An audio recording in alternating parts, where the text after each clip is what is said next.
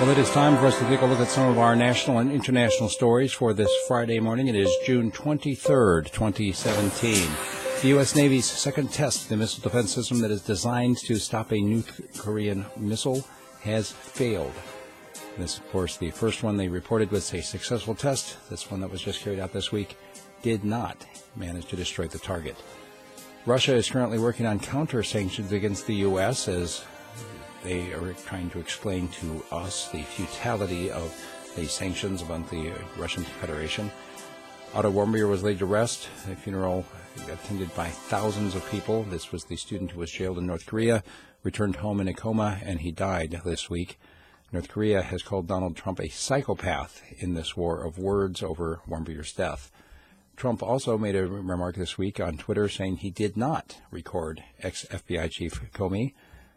For the original tweet saying, you better hope there are no tapes. And Comey saying, Lordy, I hope there are tapes. Well, now Trump said, I didn't record him.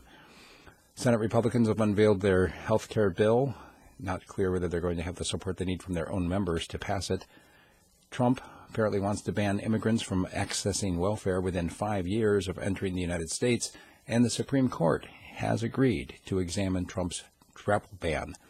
The Pizzagate gunman, the fellow who burst into a pizza restaurant and shot his gun because he thought that there were children being kept there, he's now been sentenced to 4 years in jail. And in Iraq, rival groups are vying for supremacy as the fight against ISIS has reached a tipping point with the Grand al-Nuri Mosque, that famous mosque with the leaning minaret. It was blown up.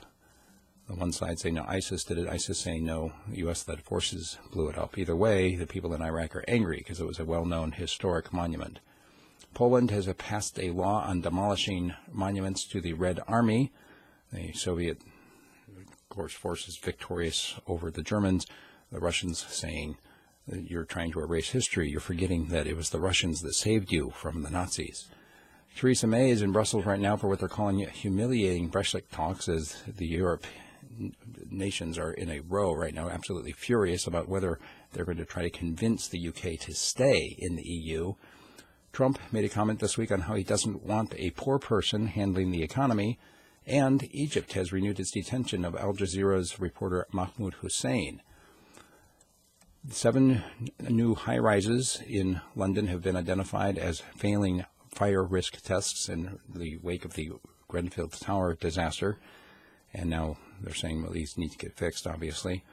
George Clooney has sold his tequila company for up to $1 billion, and a famous French lifestyle blogger was killed by an exploding cream dispenser.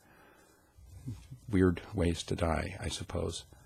Turkey and Saudi Arabia are discussing efforts to end the rift over Qatar, and the United States top court, the Supreme Court, is setting a higher bar for stripping citizenship, saying that if it comes to light that somebody lied in their application form, if it's not actually something that would have stopped them from getting in, it's not going to be considered as a reason for stripping them of citizenship.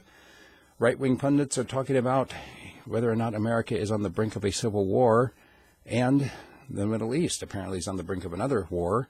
Lastly, the subject of today's commentary, the Russians are suggesting that anonymity on the Internet is only necessary for criminals.